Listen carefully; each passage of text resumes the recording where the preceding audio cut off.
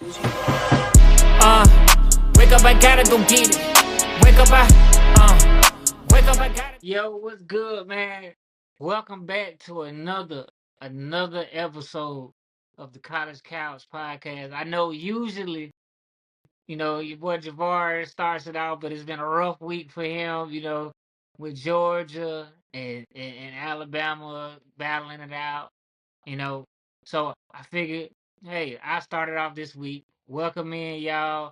I am one of your hosts, Stackz Bridge in the building, and of course we have our other host, Javaris Harris, forever in the business. How are you feeling? We're gonna jump right into it. Ain't gonna play no games. And then the people want to know, how are you feeling? How are you feeling right now? How much time do we have? First off, Hey man, hey. I've been waiting to hear. I've been waiting to hear. I mean, I caught your reaction in the moment, but I've been waiting to hear your thoughts on, I on mean, what you where felt was where going on. where do I begin, brother? I mean, first off, you got to tip your hat. I mean, the comeback was great. I mean, cool, but of course we couldn't finish it off like we wanted to. Like it was definitely a lot of just mental errors. Like it frustrated me so much watching that game because it feels like I had to. I'm literally having this conversation where I just came on here 2 weeks ago and told people, the viewers at home, I said, "Hey, it's too many people gung ho about this Georgia Kentucky game winning by 1 point. We have to play a very tough Alabama team at home, very tough, and it showed last Saturday." I just came on here and said, "You guys are too optimistic going into Tuscaloosa, Alabama, a place where a lot of teams aren't successful." Like I just said that. I just said it. And look at the outcome that happened. It's crazy to me, bro. And I mean, it was just a lot of offensive just man. Oh my god, Mike Bobo literally just gives me nightmares at this point, bro. It's ridiculous. Like it was a point in the game where me and you were able to predict each play in a series. Like it's too predictable. I've said that it's too predictable, man. Like the bubble screen fiend is what I call Mike Bobo now. Like it's ridiculous, bro. Like we have to find a playbook. We have to find a offensive coordinator that is going to get us like out of this low like I no defense should know what's about to come next. Honestly, like we're in a day of an age where defenses can sniff things out a mile away, and so it really again all of this stuff that we hit on 2 weeks ago and last week is now being hit in the like we're getting hit in the face with it because I just said everything that literally just came to fruition. So it was frustrating. I mean, you got people out there talking, well, we're gonna see them again in the SEC championship. We're gonna see them in the national championship.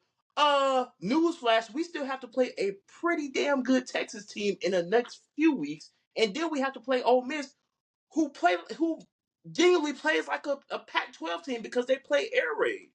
And if we can't stop the deep ball against Alabama, Jackson Dart, Trey Harris, and friends are going to run the table with Georgia.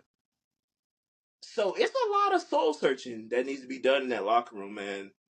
And it was humiliating, honestly. But again, they played the catch up game, cool. But at the same time, why are we testing a freshman DB who in the last 2 minutes of the game gets a pick? I mean, freshman Kobe Young didn't even try to make a play on the ball. We had freshman DBs out there that pretty much got torched by a guy who is technically supposed to be an 11th grader right now, Ryan Williams, who was a generational talent. By God, he's going to be playing on Sundays. But yeah, man, it was a rough game. it was rough. I mean, a classic, bar none. Great game, but bro, way too many mental errors. Way too many mental errors, mate. Man, I was frustrated. I didn't celebrate a single score. I was just like, we're playing catch up. Like that's how I felt the entire 60 minutes, bro. Like we're just playing catch up. Like it was a lot for me, bro. I was going through a mix of emotions. Like it was a lot. It was a lot. But hey, again, kudos to Alabama.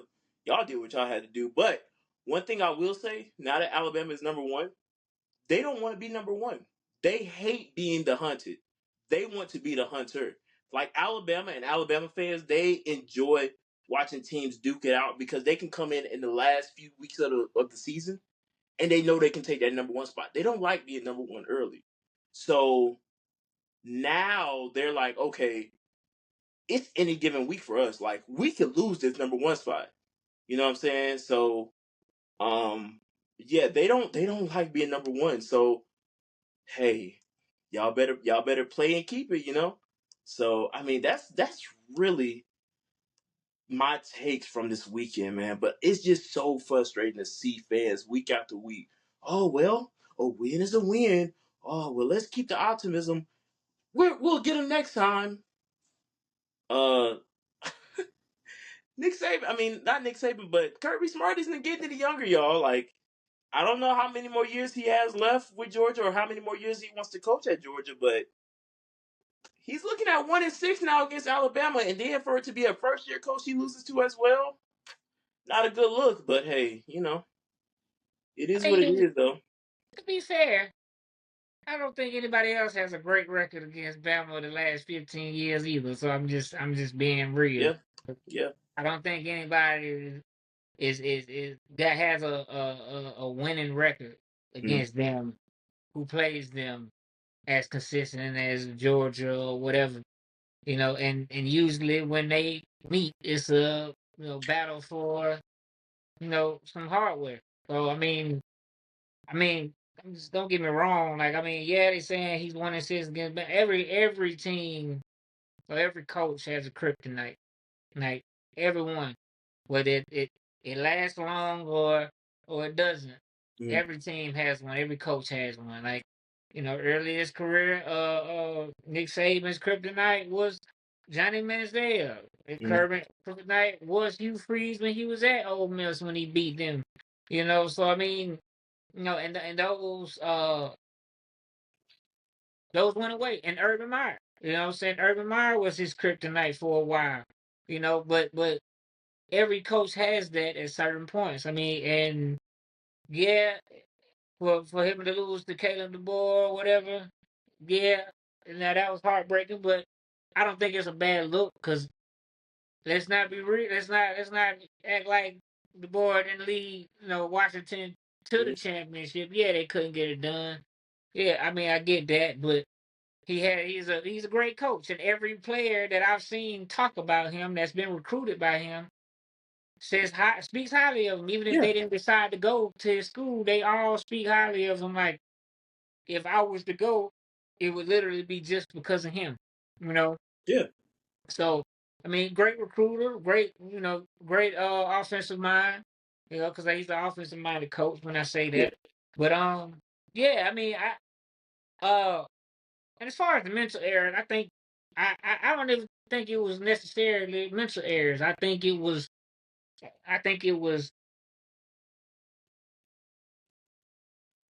poor planning by Georgia, great planning by Bama.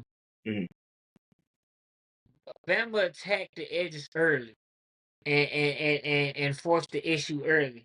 And if you know it, like I know, it's hard to adjust in football on the fly because you got a game plan that you've been using the entire week. Like we're gonna do this, we're gonna do that, and you know what I'm saying, and we're gonna stick beside that. But when what they're doing isn't working, it's hard to adjust that on the fly. Hence why Kirby Smart is so good at making halftime adjustments. Hence why Saban was so good at making halftime adjustments. Um, but um, yeah, I mean, I think the mental errors that you're speaking about, I think they came to play when Bama's game plan was working. Because it's like, all right, I got to make a play. I got to do this. I got to do that, whatever. And, you know what I'm saying? It's kind of like play football. It's not, Yeah. we got to do something. We kind of getting desperate at this point. But I said early, I said Georgia's a second half team. Yeah. You know, the only way they could come back is if they do not let it get too far out of hand too early. Yeah. And what did they do? They let it get a little far out of hand, a little too far out of hand. And so had they matched that, had Bama just went up 21, um, and not got the last few touchdowns in first half or whatever, I think outcome could be different. Because it's manageable then. 3 touchdowns is not a lot to come back from, especially now. Back in the day, yeah, because back in the day it was more running. You had to kind of ground and pound your way to the end zone. At least that was the thought. Now, different. It's faster. Everybody got a deep ball. Everybody got a deep threat. Everybody got multiple deep threats. Hmm. Everybody can run the ball. The running backs can catch the ball. So a 3-score deficit is not tough if you have the right players and the right coaches. Hmm. Hence why Georgia came back. Um, but I always say the momentum always gonna shift. It's just a matter of how much. Hmm. First half, the momentum completely was shifted to Bama side. But going into halftime, it started to shift back to Georgia just a little bit. And just that little bit gives you the confidence going into the half because a lot of people giving Carson Beck flack and all of that type of stuff, which I mean it comes with the territory. Like um, he put up 400 some yards. I mean, yes, he threw 3 interceptions, one of which, in my opinion, uh, was just a great play by the DB because and miscommunication with his receivers. So I can't completely put that on him. And as far as the last one, when he threw it to the freshman, I put that on coaching because I get what they were trying to do, but in this game, you kind of got to be, you know what I'm saying? Because you're going against a good coach, like, and Yeah. some good athletes. Uh, don't do the same exact thing twice. Like, okay, he got burnt the first time. All right. Uh, okay, now you got another chance to go ahead and do it, but don't do that same thing again, because uh, more times out of 9, you're gonna get burnt. You know, and kudos to the freshman. I can't remember his name, the DB for Bama. Um, he sat on it. He said, if they try me again, and I've been in that position before where I miss one and I come back and I'm like, well, if they try that again, I'm ready for it. Right. And what he did, he sat back, because he was giving up size. He was giving up a lot of size. So in order for him to break on it, he knew he had to give himself that cushion so that he can have a chance to, one, knock it down, or two, pick it. And Carson Beck and a lot of people say they should have threw it higher, but I'm like, he would have got that move. Like, I mean, Yeah. what? You'd have threw it Regardless. high. If you'd have threw it in higher, it probably would have went through the stands, in my opinion. Exactly. But like Exactly. the ball wasn't bad. I just think the play call was at the wrong Well, time. if you go back and watch from every angle, freshman Kobe White did not make a play on the ball. He just let the DB catch Right, it. He said, right, "Hey, that's yours, brother. You earned right. that. As Go a, get as it." a as a receiver, you got to realize that the situation, for Mhm. one, and two, you got to understand, okay, I'm probably not going to catch this ball, Mhm. but I got to do everything in my power to make sure that he don't catch it either. Yeah. Because Yeah. had you knocked it down, you may have another chance to, you know what I'm saying, go for another pass or go for another play. Not saying they would have had that chance, but I'm just saying, moving forward, you don't know. You know what I'm saying? Yeah, the game is over with, but if you knock it down, you can get any kind of call. Like, you know what I'm saying? That could cause a pass interference to come up, and then you get another try at it. Or you get closer, or it stops the clock just short of the time that you need it. So, okay, if it's 5 seconds, they throw the ball, throw it up real quick. You knock it down, you jump in, knock it down. Now you got 1 second left, 2 seconds left. So now you got a chance to make another play. I'm not saying that play would have won you the game or whatever, but you give yourself an opportunity.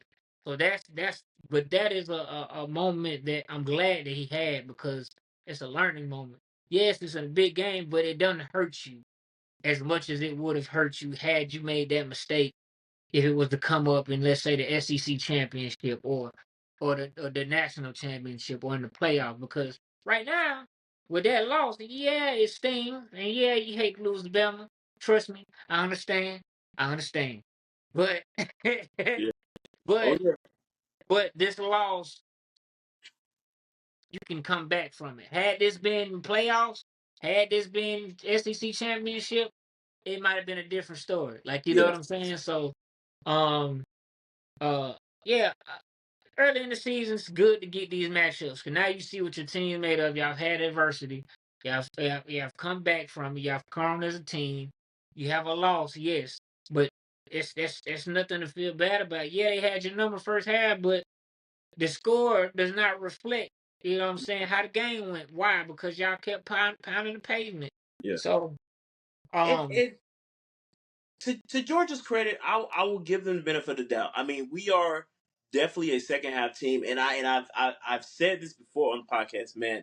It may have been like one of our first few episodes. If I could get a podcast series of Kirby Smart's halftime speeches, bro, I will be set for life. Like, again, no idea what is being said in that locker room during halftime, but every single time those guys come out revitalized and almost like a whole nother team. But it just fell short on Saturday. It just fell short. And I mean, I definitely, I'm not gonna lie, I was definitely a fan. I was pointing fingers at Glenn Showman, the defense coordinator, and Mike Bobo, the offense coordinator, because again, like you said earlier, those edges have to be set. I mean, man, Jalen Milrow, Jalen Milrow was looking like vintage Michael Vick out there, honestly. you get away with that with a normal team. I mean, Hmm. Jalen Miro is a rare commodity. Yeah. So it's like, I mean, he has the build of DK Metcalf with the shiftiness of Lamar Jackson Mhm. and the arm of Michael Vick. Like, he could throw it a mile. But he's got good accuracy as well. Like, I Mhm. mean, like, if I'm not gonna lie, if I had to build a player in CFB 25, I'm making me a Jalen Miro Yeah. because I can get it done in so many ways. And Exactly. yeah, I Exactly. mean, I can't even honestly, I can't get mad at the defensive coordinator. Granted, they didn't set the edge, they didn't, but I can't really completely fault him either because if you can't get to the if you can't get to the edge and they can, that just means that the offensive line is doing their job. You know, so I have to put it on the players too. Like, y'all are not getting around these edges as well. So I think this was a team. This is more of a team loss. So I can't put it on one side or the other because both sides struggle. Like, you know what I'm saying. But kudos to Bama because they capitalized on everything. And also, I saw a Georgia player before the game say that when they asked him about the record against Bama, he said we won when it mattered most. So we're gonna see just how that goes today. Well, sir, you saw how we went today when you don't try to come for the like you don't knock the team that's won the most championships in the last 15 years. You don't you know what I'm saying? Say, okay, we won it one time and we're gonna do it again. Sir, they've won it seven. I mean, let's get real. They've got five Heisman Trophy winners, in the past 15 years.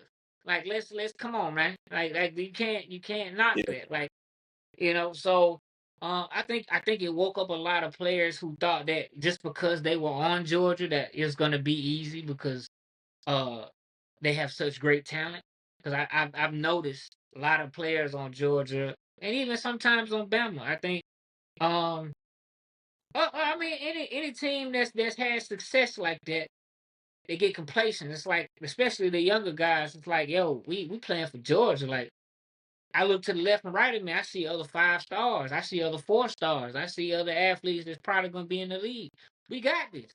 But what you don't realize is these other players is trying to make the league too, and these other Yeah. players, 5 stars or 4 stars, and even the 3 stars are still are no longer looked at as 3 stars because they've elevated their game. So um So you got to come in with that mindset. I think that moving forward, they're gonna approach every game like that. Now, I mean, I can't say that they went out. I don't know. They have a tough road, but I think the mindset going forward is gonna be just like Ryan Williams face paint ship, kill everybody, which it should have been from the jump. But that's the only way you win a championship is you have the mindset is I don't care if we cool after this or before this, but when the game come on, I'm knocking heads off. The ref get in the way, by God, I'm hitting him too. You know what I'm saying? That's how you supposed to. That's the mentality you gotta have in order to dominate at the Yeah. level that Georgia and Bama is dominated at. So And you I know, will say because this game was such a hot commodity. I mean, you had former President Trump there. You had all type of recruits there. This game was the game. If you were not in the building in Tuscaloosa, then you know what I'm saying. Like you were missing out. This game had so many recruits from Bama there that if most of them did not recruit after last week, after last Saturday showing, then listen, I don't know if you're gonna get it much better than going to Alabama, honest, quite frankly. But if and I mean if there was at least one kid that was in that recruitment stand in that box in Tuscaloosa and say, you know what, I think I want to go play in Athens, then hey, you got it. You got a home in Athens, my guy. But at the same time, I think that game truly showed just how special Tuscaloosa is. Like that team that plays at Bryant Denny Stadium is it. You know, so yeah, man. Again, I can't be mad at the outcome. I mean, hey, gotta play better. You yeah, just I have to mean, play yeah, better. get hit in the mouth. Like I Yeah, mean, like it's part of it. Like I mean, and what a show it was for Ryan Williams coming out. Like, oh my gosh, the yeah, move, the body control, the high pointing of the ball, the speed. yeah. Like I mean, the route running, the play recognition. Like he had it all. Like I, Not even old enough to buy alcohol, not even old enough to buy a lottery ticket. but and that's But the can he beautiful play thing. That football?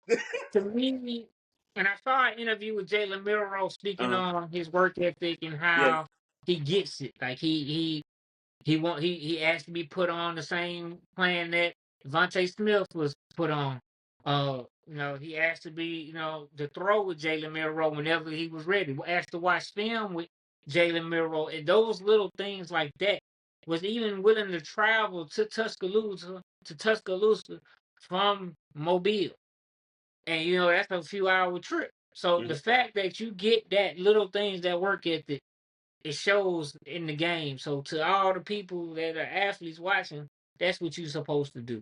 oh yeah, Because the I seen a play where him because this only comes from spending time in the film room with a quarterback, with your quarterback as a receiver, spending time playing, him throwing and you catching, playing, running routes with him and all that type of stuff, and then just putting in work on your game because saw Milrow like kind of look at him and like nudge a little bit, like, hey, and he recognized it and went and got it, and Jalen Milrow knew exactly where to throw the ball, like the pad on the deep ball where everybody was talking about, not the tip one, that was phenomenal too.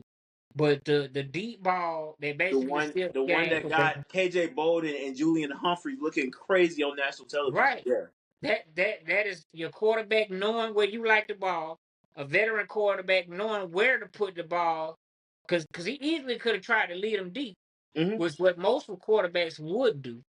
But a veteran quarterback that understands positioning and understands his receiver knows, okay, I got to throw this thing behind him and then let him make a play. And if he doesn't score a touchdown, we live with it, but we got a fresh set of downs on a yeah, deep play with momentum. So the pros far outweigh the con because the con is you throw it behind, it's incomplete because there's nobody there, you know. But um, yeah, kudos to him. And he made a phenomenal play. I mean, he high pointed the ball on his back shoulder with the body control, twisted in the air, landed, and then put two moves. I say two because if you look at the footwork, there's two moves in one. My boy put them on a spin cycle in slow motion and then turned on the jets. I love it. I love to see it. And yeah, when you got a kid like that that actually gets not just athletic, like I mean that's beautiful, but that actually gets the work ethic and spending time with your quarterback running routes and watching film with them so that I know what you know what I know, you know how I'm reading it, and I know how you reading it. So it's unspoken. I can just go out there and do it, and you gonna know where I'm at because we spend so much time together that it's like second nature. Like prime example, one of the ones he caught over the middle, he literally ran to the free spot in the zone and caught it and made a play. You know what I'm saying? That's him understanding defense and play design. So Yeah. um and the body control on the tip pass. Like I mean, so I mean those little things, like I mean, you got I knew it was gonna be a big play that changed the outcome of this game. Because Bama hit a wall, and I don't necessarily think they hit a wall. I think Georgia figured out their game plan. Like I said, it's hard to change your game plan on the fly. You know what I'm saying? It's easy to do that with basketball and stuff like that. You can kind of switch around or whatever. But in football, it's kind of hard to do that on the fly because you kind of got like a set game plan. So when Georgia switched it, Bama in the midst of that was trying to switch it. They was just looking for a big play and they found it in Ryan Williams. They said, "Look, let's go start feeding the youngin." Like Yeah. we believe in his work ethic. We believe in his talent. Let's go do it. And that's essentially what won them the game. But the first half, you know what I'm saying? Because the first half is null and void had he not stepped up in those moments. Like, I mean, I'm just being honest, because Georgia 34-33. Yeah. So Georgia had the game won, you know, and that play changed everything, you Yeah. know. And I listen. I genuinely feel the same way. Like when people were calling, when people were contacting me, like, "Hey, like, how you feeling? You good over there?" I'm like, "Yeah." Like, I'm not. Listen, I said earlier that I made a little funny post. I'm not gonna let this team piss me off. Like they did, but at the same time, it's like I knew this was coming. We play this team so much. I know the outcome. Like this is the only if we have Alabama on the schedule, I am circling that team because I know what to expect from this game. It's going to be a big matchup nonetheless, but it's going to come down to the wire, and it does every single time. Every single time, one of these two teams has each other's numbers, and you just don't know how it's going to be. I didn't take a single prop on prospects because I knew this game was going to end up coming down to the wire. And literally, all the ones that I didn't end up taking just happened to hit, which is hilarious to me. But also, my last point of saying is this. I mean, hey, man, I hate to break it to you, and it's nothing personal towards Auburn, but man, are y'all in trouble this weekend, man. I hate to break it to you, but Yeah, this yeah. is this is this is just a repercussion of of what happens, and it But just happens. I'm gonna be honest with you. Now that you brought Auburn up, we have the talent Hmm. that can beat Georgia. I'm not saying by a lot. I'm Yeah. saying I personally think with the way Georgia runs, and I've been watching Georgia every week, and obviously I've been watching Auburn every week. We have the talent that can go toe to toe with Georgia and Hmm. potentially beat them. Now here's the kicker. I mean, people might be like you delusional, but if you really watch Auburn play, we got three receivers that at any point can burn anybody on any given Saturday. We've got a running back who right now is the top. Is top. I know this for a fact. I know this. That Jacquez Hunter is one of the top running backs in the SEC right now as far as stat goes. Hmm. Uh, we have another running back that can run that thing just as effectively. And then on the other side, our line can match up with Georgia's line because Georgia's line is hurt at the moment. Um, And uh, struggled. and then our linebackers are very effective. Our safeties are very good. Now, We might have a little inconsistencies on the outside with our corners, but I think talent wise we can hang with Georgia. But here's the kicker for those who saying that I'm delusional. The mental part is what will get us beat by Georgia by a lot. And when I say mental, because if you look at all our games, we've been statistically good in yardage and all of that. What we haven't been statistically good in is the mental mistakes, the turnover. Prime example, Cat. Done pass by Peyton Thorne, starts to pick the interception. All three interceptions, I say, were his fault. Arkansas. Stupid passes at stupid times with a quarterback trying to do too much and force plays that aren't there. Right? Then you have uh uh uh uh uh, Oklahoma. you have Austin Oh, Austin. fumble, almost scoring a touchdown. So everything is there, and these all these plays potentially had somebody there to score, but the wrong decision was made. So mental mistakes. That is our biggest downfall. If we didn't have those big mistakes, we're easily undefeated right now. We would have beat Arkansas, we would have beat Oklahoma, and we would have beat Cat. So, yeah. So I personally think a lot of people think that we're gonna get demolished. I think that if we have mistakes, if the mistakes start piling up, we will get demolished. But if we have a clean game and limit the mistakes are gonna happen. I know that. That's with either side. But if we limit the mistakes, we have a chance. With that being said, I know Georgia's gonna come out on a redemption tour to prove to everybody that they're still the team to beat. They deserve to be number one. All this, that, and the third. But think that we could go toe to toe with them. Now, in reality, I know the mistakes are not gonna be limited. So I know that we're probably gonna lose because of the mistakes. So with that being said, I'm looking forward to Georgia Auburn. I'm still gonna root for my team. You know, it's gonna be a struggle. But like we saw, Kentucky played Georgia tough. You know, Auburn last year played Georgia tough, and even Kirby Smart said out his own mouth, "We have a good team. We played them tough last year, and last year we had less talent than we do this year, but a lot of people returned." So that being said, the only difference is them being at home and coming off a big loss. So Yeah. we'll see what happens. Well, But yeah.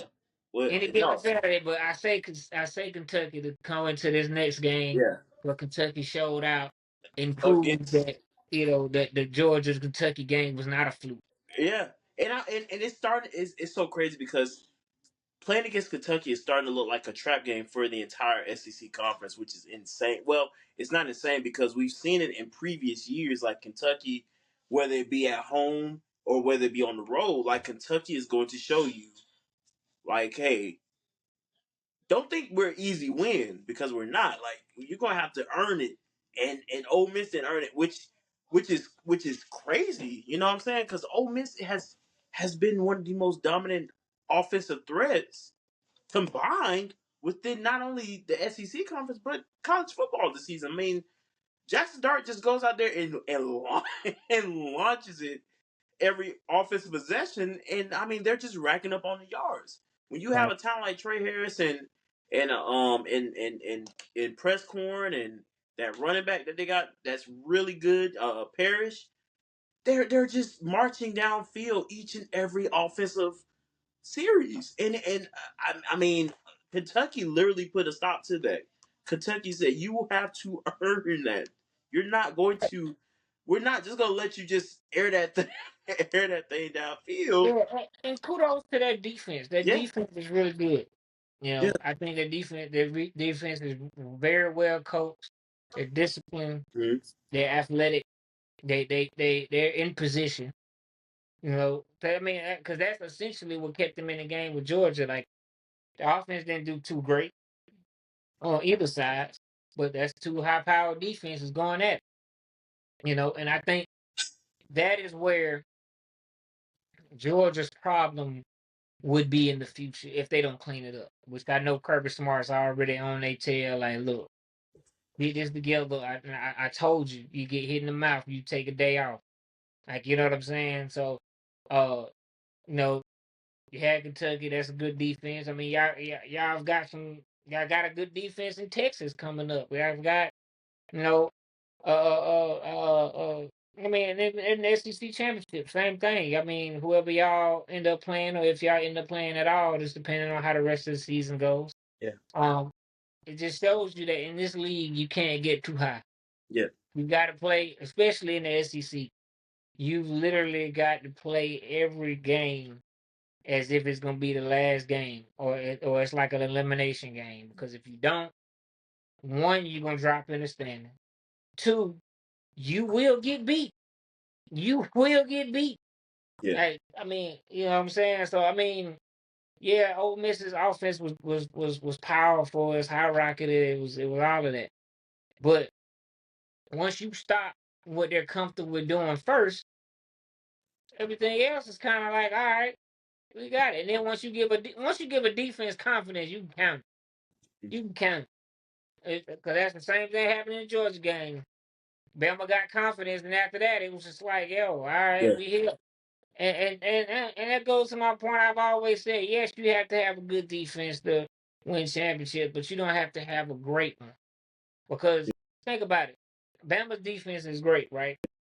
But very, they look very less than great, much less than great at times in that second half. But what did they do?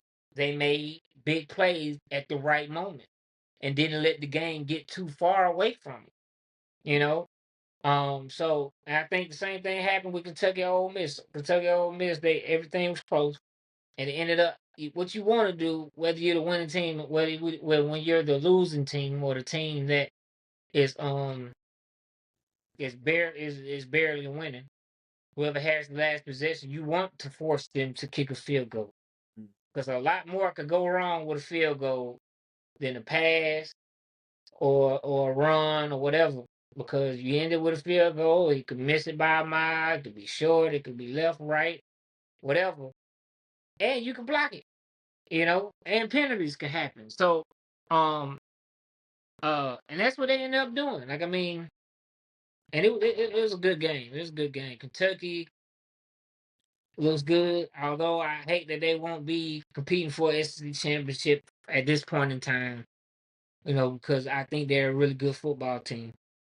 But But I think to again, I love getting credit where it's due.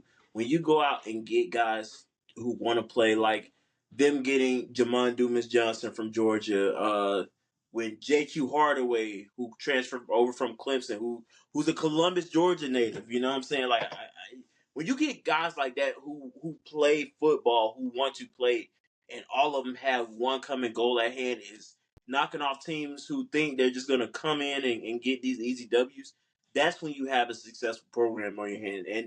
And yeah, again, like you said, Kentucky may not do it this year, but don't count them out for the next upcoming seasons because they might be able to do it. So I mean, that's one of the things that I'm really excited to see about the SEC breaking away from the two divisions. It just being a full on free for all. Like the top two teams are going to go at it.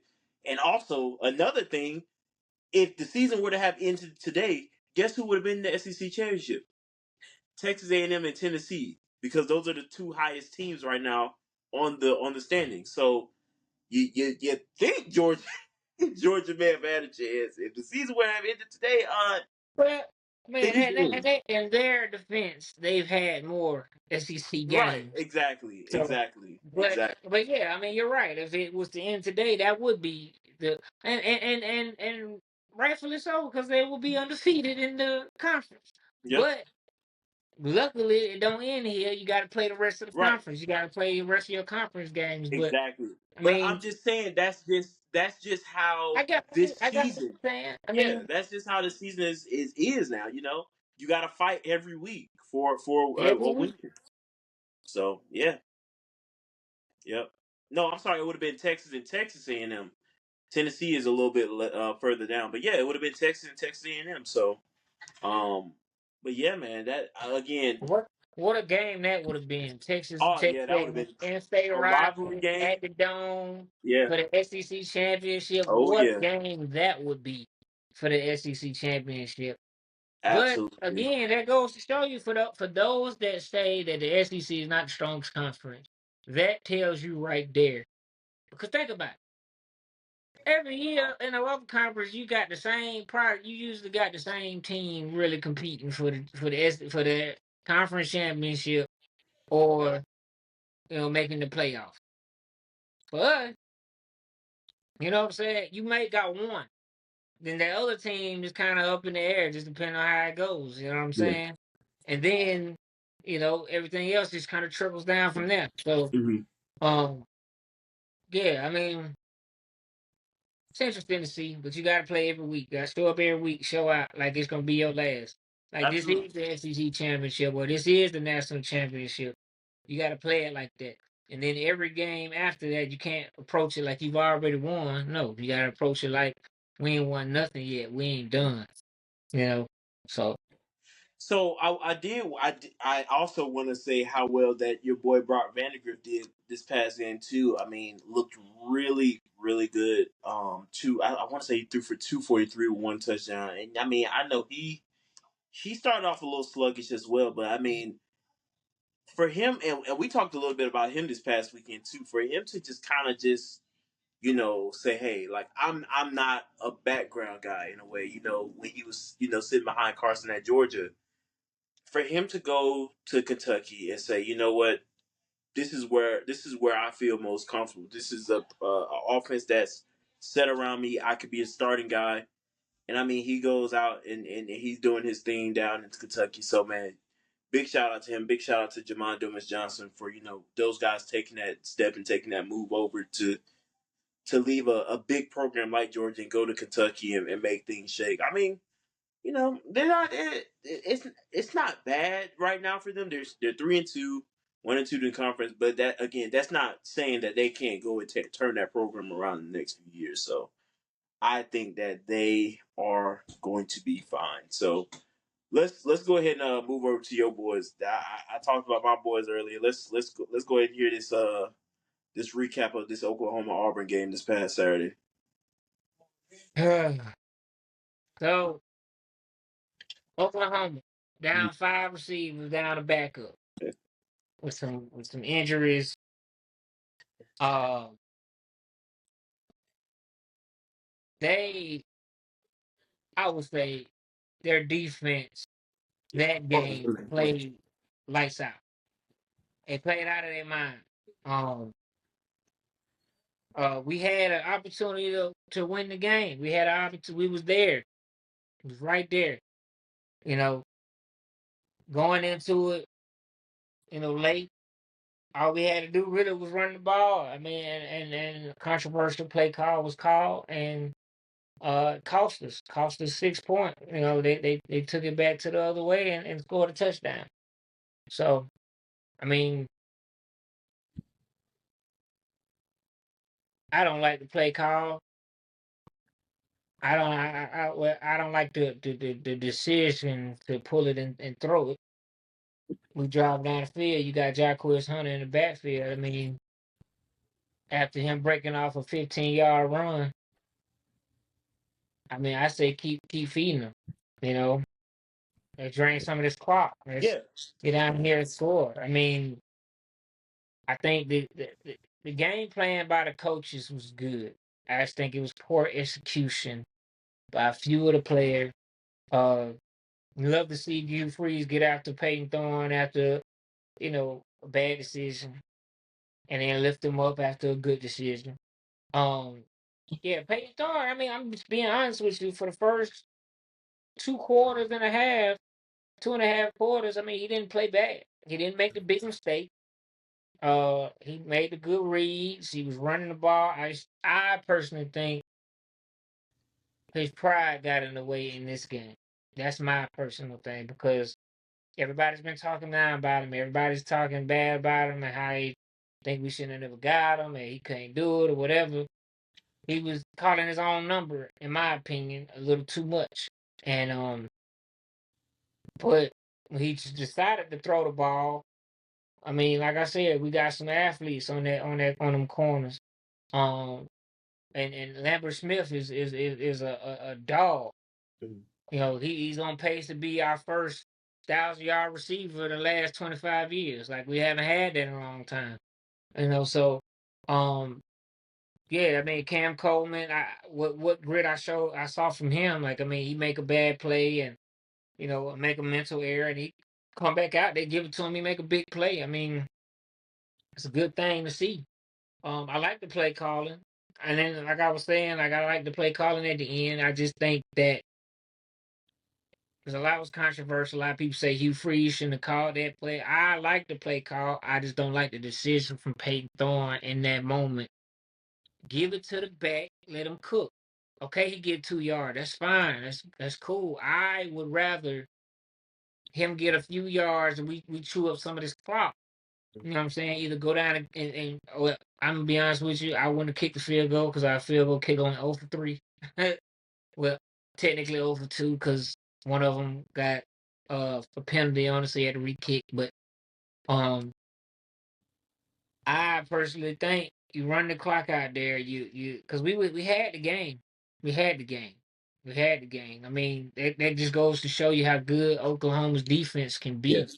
And kudos to Oklahoma's quarterback. I mean, it wasn't a great passing attack. Mhm. I mean, but he for his first start, he made plays where it needed to be done with his legs. I mean, Yeah. um, and we bottled him up for the most part, which is another reason why I said our team is there. It's just almost like you're reaching for something and you just can't quite get it. That's exactly why I feel like we are, and that's why it's frustrating because we got all this talent. Like I mean, we signed our highest recruiting wide receiver class that we've had in I don't know how long, if ever. Um, and we played pretty good. I mean, Jacquez Hunter had, I'm not mistaken, he had close to 100, if not 100 yards rushing. Um, outside of the interception, Peyton Thorne didn't do a bad job. You know, as much as people want to turn on him that I see, he didn't play bad. You know, Yeah. um, but yeah, I mean, it was tough to watch simply because it's like we had it. It's right there. I mean, that's a ranked opponent we going against. You seize your momentum because what it would have felt like to win that game going into Georgia. Mhm. Even though our fates already been written by everybody else, at least we got the confidence coming in, beating Oklahoma, whether it was Yeah. they got backups, whatever. Um, we win that game going into Georgia. It changes a lot of mindsets from our side. But you know, maybe this the week we turn it around. I don't know, but Yeah. um, I yeah, agree. I I mean, mean, yeah, from what I saw, I mean, like you said, Peyton didn't have a bad game. I mean, he looked like he was really poised in that first half, and things were coming together. But I think when he starts to his stamina starts to go down and stuff, that's when the mistakes start to happen. When he starts getting tired and he starts getting fatigued, he's played a full game. That's when the mental errors get thrown. I mean, y'all had the game sealed. Like the game was over. Literally, y'all didn't even really have to run any more plays, in my opinion. But I mean, man, it just went downhill after that pick. And I mean, um, yeah, you pretty much hit everything on the head with your recap. Michael Haskins comes in for a bench starter, Jackson Arnold. And it's so crazy because I think if I was hearing correctly, Michael Haskins didn't even find out he was starting until maybe that Tuesday. I mean, that still can't be right because he he knew Jackson Arnold was being benched because they had already reported it. But if he's the next guy up, I mean, he pretty much already knew he was about to get well, denied. At least he as had, far as well, from what I gathered, he hadn't been told. that's what I'm You, saying. He just you, didn't know. yeah, He just you didn't could know bench if starter we all like day long. Like for instance, like yeah with our situation. Oh, well, our situation last couple years. Mhm. Give prime example. We had TJ Finley. Yeah, TJ Finley got benched. We don't know who's gonna start. Like fans are calling for Hank Brown to start or whoever to start or whatever. Um and Robbie Ashford gets the nod. And it's like, okay, well, what can he do? So same thing, just like we was last week. We didn't know who was gonna be the guy, and we ended up seeing on Saturday, like, oh, okay, you know. So I mean, coaches do that, in my opinion, just so that it doesn't make it any shake up or anything like that. And from my understanding, they told him privately. They didn't tell the team anything like that. They just came to him and said, look, you're gonna get the nod.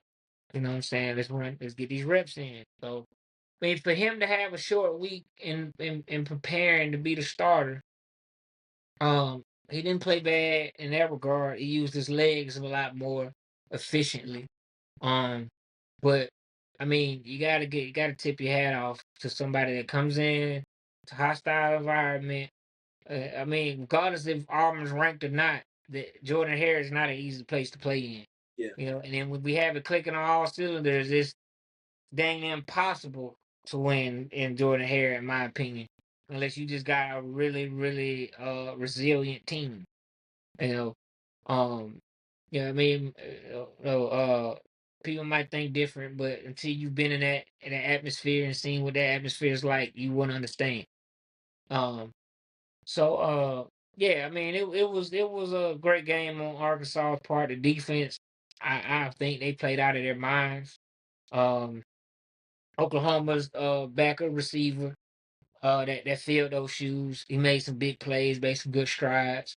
mhm, Um, he had really, really good plays actually. I like seeing receivers be receivers and ball out, and be yeah, dogs, especially when they like the uh uh underdog because he didn't get to start the nod to start. So yeah, I mean a good game for them. Auburn just got to find ways to clean it up because, like I said, we've been leading on all of these teams that we lost to, from Arkansas to Oklahoma to Cal. We've led all of those games at one point and was balling out, and then it's like a rabbit hole. It just goes down and yeah. Looking forward to another week. I mean, yeah. We listen. We all are. I mean, again, hey, I, I listen. and y'all I can hope it's. call my I phone. hope it's If a. Auburn look like they struggle, y'all can call my phone. I'm gonna talk junk with you. I ain't one of them. I'm gonna pick up Listen, and I'm gonna talk listen. junk Don't. because We you know did get a phone call during that game, but don't listen. Don't let them trolls get in here. Listen, y'all played a good game. I'll give it to you. you You you know, you you ride for your team through the good and the bad. I absolutely. mean, that's how I gotta go. I mean, Yeah. because when you're winning, everybody go hop on the bandwagon and try to Mm. say that, oh, I've been a fan of this team. No, you haven't. It's Bro. more beautiful when you ride with a team that they struggle Oh. all of Oh that my and they God, win. bro. I'm listen. I'm about to lose. I'm about to get so much heat because that's literally kind of coinciding with the next team that we're going to talk about. Because I definitely want to talk about this Colorado UCF. I mean UCF game. Yeah, Colorado did their thing. They got the W. They got the W. They got the win. they they've done what I've always said that they should do. They are gelling. Yeah. Travis Hunter, they're relying more on Travis Hunter, Mm, which is you got to start like that. You got to. Shador Sanders is getting more comfortable in the pocket. He's having time to get his guys and all this type of stuff. So now, my next thing is let me see you play against these SEC teams. Let me see you play against. Me personally, because I don't. I want to see you play. Like I said last week, I said I want to see you play against talent that is either at your level or better, not at your level and lower. I don't want to see that. You know, I know you can ball against them. And I know you're good. Like I don't want no missing screw, nothing. I'm not saying that he's bad. I'm not saying Travis Hunter's bad. I'm not saying nobody on that team is bad. I just want to see you do it to a team that is a playoff contender. That is what I want to see. Because UCF, we know this year they're not that. You know, um, and a lot and few of those plays was based off of the interception that the defense got. So great game for everybody all around at Colorado. I just want to see them do it against talent that is of their stature and better, and win. Not of their stature and better, and go out there and do go crazy and then lose. No, I want to see you win. You beat a Ole Miss or a Texas or right now who's playing out of their mind, Penn State, somebody like that. You go out and get a solid win like those, or Ohio State or whatever. Or even if you compete with them at a high level, I'm cool. I'm cool. I ain't got nothing else to say after you do that. I can't say nothing else. I mean I think I think they play phenomenal. I think they play great. I think Travis Hunter and Shador Sanders have great chemistry. Mhm. But of course Jimmy Horn is a dog that don't get talked about as much because of Travis Hunter. But and I forget the other guy, number 10. I forget. Will is it Will Shepherd? No, not Will Forget. Shepherd. It is. It might be Will Shepherd. It is definitely no, not 10. If you're talking about 14, it's Will Shepherd. Oh, LeJounte Wester. Yeah, Yeah, Wester. Webster, that's him. My bad, y'all. I be forgetting. But yeah, I like him. He was a dog too. So the receiving core that they have is full of top dog. And Shador Sanders, you know what I'm saying? He's doing his thing. Ever since the Nebraska loss, it's almost like it hit a second gear. Because, like I said before, that conversation that he had with the media could go one or two ways. Your line resents you for it, or they take heed of what you say and say, you know what? You right. Let's step up. And it looks like they said, you know what? You right. Let's step up. So I like to see that. I like to see that. I still wouldn't have threw him under the bus, in my opinion, but he might know that they have a different dynamic. Like, you know what I'm saying? They might call him out. And that's it. It looks like they have that dynamic, the entire team. Because Shador Sanders does that with Travis Hunter when he misses the ball. Travis Hunter does that to Shador, Jimmy Hunt, all of that. So I love it. I love it. You know what I'm saying? If that's the case. So I like how they've been playing. They've been playing, you can tell they've been playing more as a team. The chemistry is building, but again, it's a long season. So I hope that they keep it up. Cause I do want to root for them, and I do want them to go ahead and be on top. So I mean we'll see how it goes though. But I'm by no means a bandwagon fan. Yeah, bro, I'm and that's the thing that's really like upsetting me is just how many. I mean, I get it. How many people, as far as um,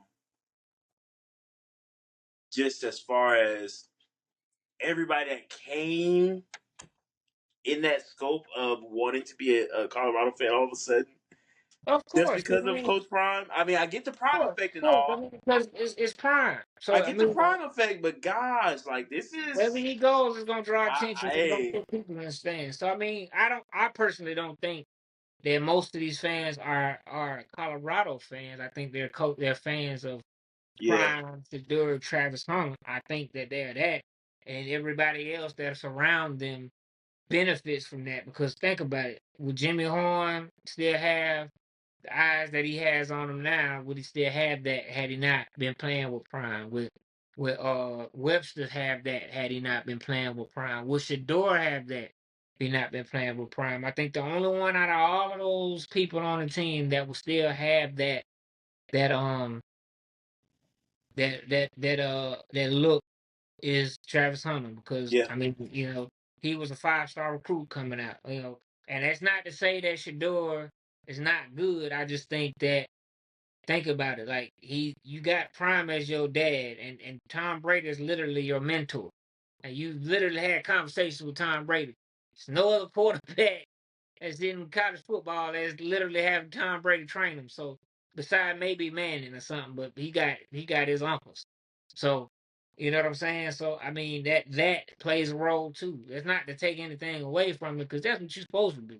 you've got that kind of pool. I mean, if I know Tom Brady personally, heck yeah, I'm finna put my son to train with him. Why wouldn't I? So I mean, I'm not saying that that's a Right. bad thing. I'm just saying that Prime helps elevate wherever he's at. He's gonna put eyes on you, and I think that is what we're seeing now. Because think about it, what ain't before Prime got there? If all of these players decided to go there and Prime wasn't there, we would not be talking about them like in the like Yeah. that we were, except for maybe Travis Hunter. I'm I just do saying. want I do want to ask you this. Mel Kiper put out a board, and I'm gonna tell you this now. I can't stand Mel Kiper. The man swears he can draft. It put out these mock drafts, and they're dang near wrong every time. But he's now put Shador Sanders as his number one quarterback taken off the board. What you feel about that? Um, well, I I personally don't agree, but that's just my I don't personal either. opinion. But I understand why he would be number one. Uh, and the only reason I say I personally don't agree because I think Milroe's a better quarterback than him. Yes, I don't think Brock Bowers. I mean not Brock Bowers, but Carson Carson Beck. Beck. I don't think Beck is a better quarterback than Shadur, in my opinion. Carson Beck is good, but I don't think because I don't think that I think he's been blessed to have talent, a lot more talent around him. Like he's got 5 stars surrounding him. Yeah, That would have been something somewhere else had they not had the eyes that you know what I'm saying. Like don't get me wrong, Colorado players are great, and everybody knows I say this all the time. I don't care about your stars, but people care about stars. So if you look at it, Beck has had great players around him. Like I mean, I'm just being you got ETN in the backfield now. You've got everybody that they've got now. Last year you had Brock Bowers, one of arguably the best tight end. You had Lad McConkey, who was very good, very fast, or whatever. So yeah, he's had those people, and he's got Kirby Smart as his head coach. I mean, and you sat behind Stetson Bennett, so you've had time to grow. I yeah, don't think Shador has necessarily had that experience because he was the starter everywhere.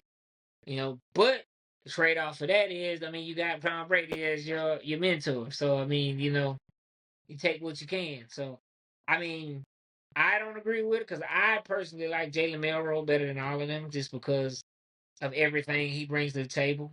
Is like yeah, every time he takes off, I think he's gonna score. And his deep ball is beautiful. You know what I'm saying? I think that Shador Sanders, the only thing he has over him is his short game. His short game is he can pick you apart. You know what I'm saying? But Milroe, his bread and butter is running and the deep ball. He yeah. throws one of the best deep balls I've seen in a minute. At the college level, you know. Um, but I mean that could be problems for NFL because the NFL, they want you running all that. They want you to be a pocket passer. So I think that a lot of times people think or look at Jalen Milroe as he's gonna run before he passes. Which I personally think he'll throw that thing. He just gonna take off. Because I mean, why wouldn't you not? I mean, you that big, you that fast, why not? But in NFL, they might not like that because it's Yeah. protecting an investment. You know. I want to hit one last game before we hit our last segment, and that was the Miami and Virginia Tech game. Another Heisman hopeful, Cam Ward, 343, 4 touchdowns, 2 interceptions. Crazy enough, we really don't get a chance to talk about Cam Ward on the pod, but man, he looked crazy against Virginia Tech. Virginia Tech comes out, scores early. Kyron Jones, I have not really been a super fan of Kyron Jones just because of some mental errors he's made in the game. But from your take, um, I don't know. Have you really gotten a chance to watch Cam Ward a little bit this season? Yeah, I watched him. Okay, I watched him. is I he? think that. I mean, he's got all the upside. If you Mm, ask me, I mean, he's tall, he's big, he's got a cannon for an arm. He can pick you apart. He don't get phased by pressure. Obviously, we saw that. Like I mean, because I can even with that, I can put Cam Ward neck and neck with Shador. yeah, I just think that, like I said, the eyes are on Shador, but that doesn't necessarily mean that he's the best quarterback. Like you know. But that's my opinion. I think that he's a great quarterback. I think that he's really, really good. I think that he can be. He's going to get drafted first round. But for me, in my opinion, what I look for in a quarterback, um, he wouldn't be my very first pick. I wouldn't pick him. But Yeah. again, I mean, you got team needs. You got. I mean, there's a lot that goes into picking the first pick. You know, the very first pick doesn't necessarily mean that you're the best player in that draft. That just means that the team that picked first needed that position filled, and you were the best fit for that team in their minds. But being the first pick to normal people, that ain't always a great situation. But being the first pick, if you're a Shador, your dad can kind of control where you go because he got pulled like that. It can be better for you. So again, like he want to say that his dad had nothing to do with none of this, but he does. Like I mean, let's be real. Like your dad don't have nothing to do with how great you are or could be in football, but he definitely has something to do with getting to you to the point to where you can be have the attributes to be good. Because all the physical stuff and all that, okay, cool. But he put you in the rooms with people that can help you, and then you follow suit. So the rest of that is up to you.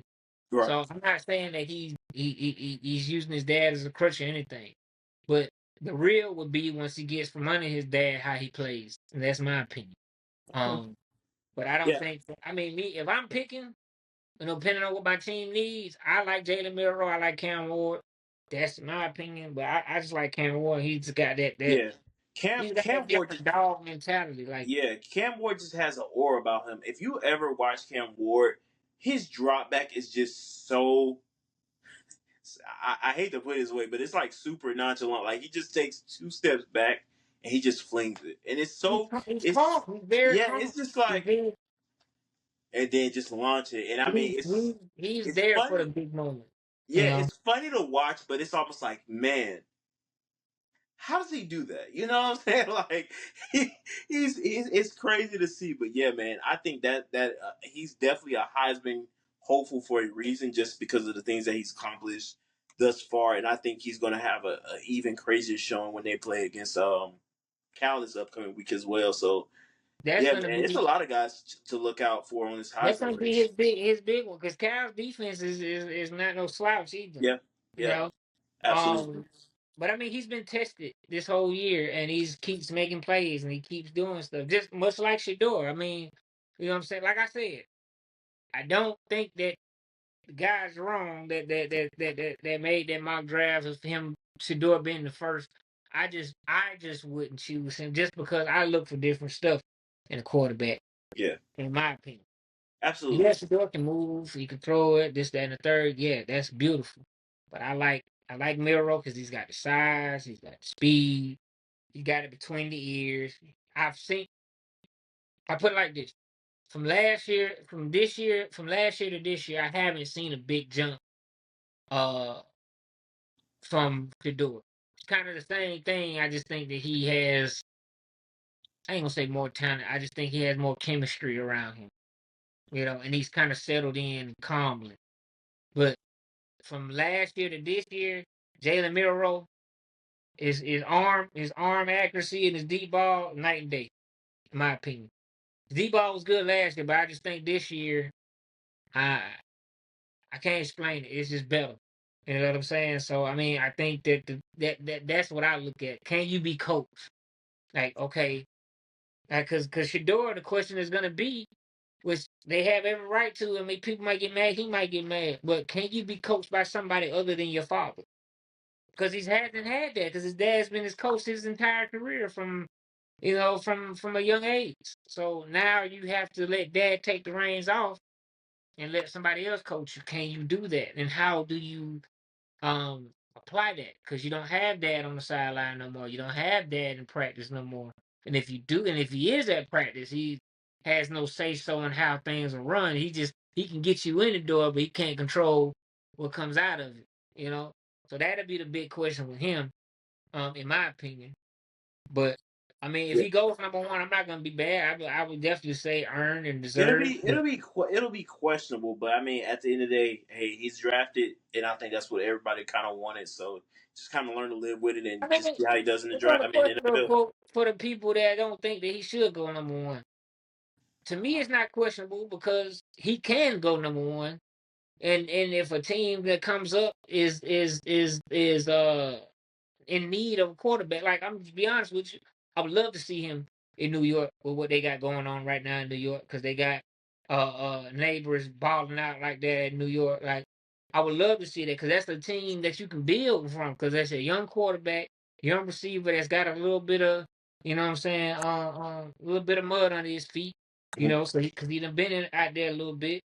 And you know what I'm saying, you surround him with everybody else. I mean, I like that those chances, but I also like if Milrow was there. I also like if Cam Ward was there. You know what I'm saying? Only one I wouldn't like to see there, I'm just being honest, is Quinn Ewers. I mean, I like his game. I just don't see it in that situation with how that team is built. Yeah, You know, but that's just my opinion. I don't think there's no right or wrong answer to who you think should go number one with the quarterbacks they got coming out. I just personal preference. I like a more mobile quarterback and a taller quarterback if I'm building a team. That's just me. yeah, I Because agree. them hits in the NFL ain't no joke. But that's just my opinion. All right, well, hey, I like it. Let's talk about Ashton Genty, running back from Boise State. Now, we had a very interesting conversation on our live this past week, right before the 12 o'clock game started. And the conversation came up about Ashton Genty. I mean, first of all, let me read off his stats thus far. The man Hey, is already okay. First of all, he's leading the rushing yards in the entire college football right now. These are some of his stats game wise. Versus Georgia Southern, they won 20 carries, 267 yards, and 6 touchdowns. In the loss to Oregon, 37-34, 25 carries, 192 yards, and 3 touchdowns. And the win against Portland State, 56-14, 11 carries, 127 yards, didn't score that game. And then the last game that they played against uh, Washington State, 45-24, 26 carries, 259 yards, and 4 touchdowns. Now, I made the statement as far as if this kid gets snubbed, it's only because he plays for Boise State. I feel like the Heisman, they're only looking at guys um, who are on these bigger stages. Now, granted, the last time we seen, a guy that was in the Heisman race from a lower school was probably what? Maybe Randy Moss with Marshall, maybe? You know what I'm saying? When he was in that class with Ryan Leaf and Peyton Manning and Charles Woodson. I just don't I want to see this guy win, but I feel like he gets snubbed because of who he plays for. but is it one who he plays for? Two, the level of competition. That's because Right. I mean you said Georgia Southern, you said Washington State, and you know the big one would be Oregon. So that would be a Mm, notable. You know, and his art, I mean, even though although great, his yardage was down from his other games when they played Oregon, right? So I mm, mean, don't get me wrong, 800 plus yards at this point in the season is unheard of, you know. Um, and to me, he deserves every bit of at least an invitation, you know. yeah. But even if he doesn't win, I mean, He's transferring. He got to. I don't necessarily think you have to transfer because as a running back, I mean, yeah, you want to win a championship, but you want somewhere where you're gonna get carries and get looks, like you know what I'm Mhm. saying. So Yeah, that's NFL fair. scouts, we might not be looking at it like that. Fans might not be, but Yeah. NFL scouts, they know who the heck he is, and they gonna go look at him, right? Yeah, fair, fair. So that's the whole point. Like a quarterback, yeah, you know what I'm saying. Like I mean, even though scouts will come to you, but yeah, you want to go where you got a lot of talent that you can throw the ball to. You want your like, Carson Beck has the best situation because he's got all these athletes around him. You know, who else? Texas, great situation with Manning. Although he's a good quarterback, He's got a lot of talent around him. That's what you want as a quarterback. But as a running back, because the running back is, people say it's getting phased out. You're not getting as many carries. You're not seeing people get 30 carries a game, 20 carries, whatever. Um, because it's a passing style now. So when you're a running back, if you're at a school that's feeding you, you stay there. You know what I'm saying? Because the only thing I would say, because if you transfer and you have a worse year than this year, everybody's gonna be like, oh, well, it's because he played against lower competition, and that could hurt not only your draft stock, that could also hurt how people view you. Because now, you know, like for instance, he running 200 yards, 100 some yards, 200. Now he goes transfers to Ohio State, and man only gets 900, 1,000 yards, for the season. Now they're gonna be like, okay, so where these numbers at? You got a better line, you got a better team, but you just playing against a little better competition. So now, it's gonna be that conversation. Now he can do it, you know what I'm saying? Now he can very well transfer and put up them same type of numbers. And if he does that, kudos to him. But I'm just saying you run that risk because now then NFL scouts might be like, oh, well, if the competition is less or equal, he's fine. Yeah. But when that competition ramps up, which is every week in the NFL, it's like, okay, he's just a regular back. You know what I'm saying? So, I mean, you kind of gotta. Don't get me wrong, the numbers are still great. Putting up 200 numbers on 200 yards rushing on anybody Yeah. is no small feat.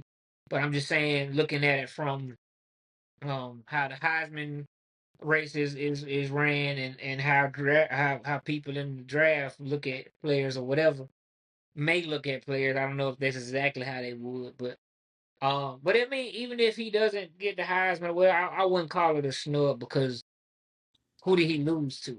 I mean, obviously, if he lost to Travis Hunter, Mm, I don't think fair. nobody would be mad about that because the I guy think literally I plays think both more sides of so the ball. I think more so the snub will be if he doesn't get invited at Oh, this he'll get point because invited. He'll get yeah, invited, no I problem. think I because just there's no way he beats out Trav at this point. like I don't think look even as good as Jalen Milroy has been and how much I praise him, even though I can't stand Bama. I Yeah. do I do recognize when players are great, in my opinion. You know, Yeah. but he gets the invite because uh you can't ignore those numbers. Right. Um, but he doesn't win it only if Travis Hunter was a one-way player. He Genty wins. But the fact that Travis Hunter is putting up big, he could literally be an All-American on both sides of the ball, Hmm. and he's putting big numbers up on both sides of the ball. You can't ignore that. Like you can't let. And then if he continues to play at this level, you can't. The dude literally only comes out the game for 6 plays, bro. Like, come on. And he has no rest, and I've hardly ever seen him winded. Right. Like, let's be real.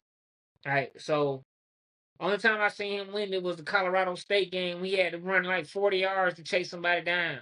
I mean, or run a touchdown, whatever it was. And he had to run a long time. And he came out of the game. But that's the only time I seen him winning. But it was literally only for like a minute. And then he was like, "All right, bro, I'm ready to go back out there." Like you can't ignore that. Yep. I don't care. You can run for 3,000 yards as a running back. You can't ignore the fact that you got this kid over here that is uh killing everybody as a receiver, and then turning around, going on the other side of the ball, and killing every offense that what I'm saying. Because a lot of times that's individual. Like I mean, if your line is blocking as a running back, anybody can run for those numbers. But yeah, I'm saying from what a critic would say. That's not what I would say. That's what I feel like a critic would say.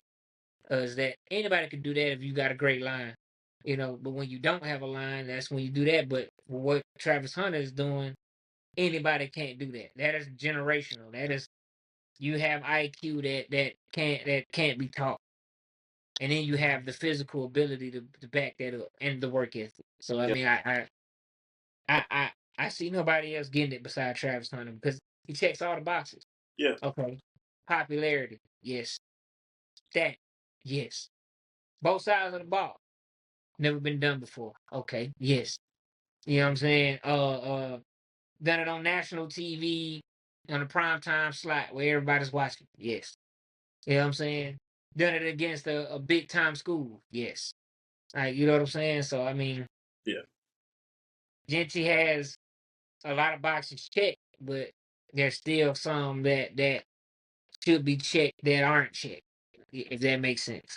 No, I agree. I agree, and I think that's And I hate it definitely. for him though. I hate it for him because he is balling right Oh now. yeah, absolutely, absolutely. He's going insane, and I think he's going to be able to do that exactly when they play against they play who this week? Uh, they have a game against Utah State this week. So I mean, it definitely is definitely one of those games where it's like yeah, unfortunate, but hey, that's just the price when you play for Boise State. But let's go ahead and get into these predictions real quick before we head on out. Um, I just had them up. Man, this was a crazy week, bro. I genuinely, I'm not gonna lie. That Saturday, I didn't want to talk to nobody. I didn't want nobody to look at me. I didn't want nobody to look in my direction. But it's over now. So it's over. It's over. It's over. It's over. All right, here we go. You ready? Yep. Friday, 9 p.m. Fox, Michigan State, Oregon. Who you got? Yeah, or All right, we're going Oregon. Friday, 9 p.m. Eastern, FS1, Syracuse, UNLV. Big matchup, by the way. Who you that is got? a big game. That's a That is a big great game. But I game. got I got I got Syracuse. I like how they've been playing. Yeah, Kyle McCord looks amazing right now. Also, UNLV has the Haj Malik something. That's the quarterback's name. I can't think of his last name at the moment. But yeah, he looked really well this past weekend. But yeah, I'm gonna go Syracuse this week. This weekend or this week. I'm sorry. 3:30, another big matchup. CBS Iowa versus Ohio State. All right, I got Ohio State. Got Ohio State. Yeah, I'm definitely looking forward to that one. I'm gonna go ahead and put the top matchup because I want to save the best for last.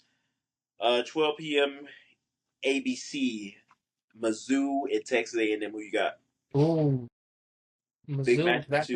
feel like Missouri got something to prove. Yeah, yeah. I keep saying every time I'm a huge fan of Brady Cook, huge fan of Luther Burden, huge fan of Nate Noel. So yeah, I'm looking to see what Mizzou does. All right, 7 p.m. ESPN on Saturday. Who Clemson on Florida State? Who you got? Right, that, yeah. I'm like polishing a turd. Um, I got Clemson. Oh wow, Clemson. I got Clemson. 7:30 Saturday. Yeah, ABC. Tennessee, Arkansas. Who you got? Tennessee. Tennessee. Oh God, this is making me sick. I don't even want to talk about that one. I'm gonna say that one for almost the worst to last. Anyway, yeah, 7:45 p.m. Eastern Time. SEC Network, UCF in Florida. Who you got? Ha! Polishing an even bigger turd. Yeah, dog. Yeah, I'm gonna I'm gonna say Florida because I don't think Jefferson can get it done. they almost beat. Anyway, all That right. must be who? That must be who? They almost beat Colorado, but anyway, I Right, got but they UCF. didn't. You're right. Anyway, I got UCF that game. 10:30. ESPN. That's a late game. I hate that. Miami and Cal. Who you got? Miami. I think Cam Ward is gonna be a little Yeah. too much for Cam. Oh yeah. 7:30 Eastern Time. NBC on Saturday. Number 10 Michigan and Washington. Who you got? I got Michigan. Yeah, I don't know why they put this game on prime time. I hate that, but I got Michigan. And 3:30 ABC Auburn Georgia. Who you got? Who you got? Who you got? Basically, I would pick Georgia, but randomly, I'm gonna pick Auburn because that's my boys, and I gotta rock with them even if it looks bleak, and it looks real bleak right now. But I'm picking Auburn. Go dogs. Stick 'em. Woof, woof, woof. Ladies and gentlemen, it has been another great episode of the College Couch Podcast. As always, Javaris Harris, Stackz, Delbridge, forever in the building. Thank you guys for rocking with us this episode, and thank y'all for continuing to show love and support. We cannot thank y'all enough for it. Y'all have been great. Like, y'all have been phenomenal. I can't listen. Y'all help and make College Couch what it is. It's been great, man. I oh my god, y'all don't know how much I enjoy doing this, and I love being able to do this alongside with Stack. It's man, y'all make the couch what it is, man. So thank y'all so much for continuing to rock with us, and yeah, that's all I got. Stacks, take it away, my brother. Hey man, we appreciate y'all for tapping in, for tuning in, for rocking with us for so long. Man, if you got athletes that you know that ain't getting no shine, let us know. We love to put some shine on them and let the world know about them so they can, potentially get more looks, whatever. DM me. Yeah, I'm Jay Stackz. Javaris, was Javaris L. Harris, Javaris Harris. Javaris L. Harris. That's what I thought. Javaris L. Harris. Or just hit the College Couch Podcast page. Hit us in the DM. We respond. You know what I'm saying? We appreciate y'all. But look, tell a friend, tell their cousin, their sister, them, and their auntie, all that, to tune in to the College Couch Podcast each and every week. We highlight all the games, highlight what we like, what we didn't like, and some of these jokers that just be tripping. So we appreciate y'all, but get what though? We got bills we gotta pay, so we out of here. Who? Please tell me who. Wake up, I gotta go get it. Wake up, I gotta.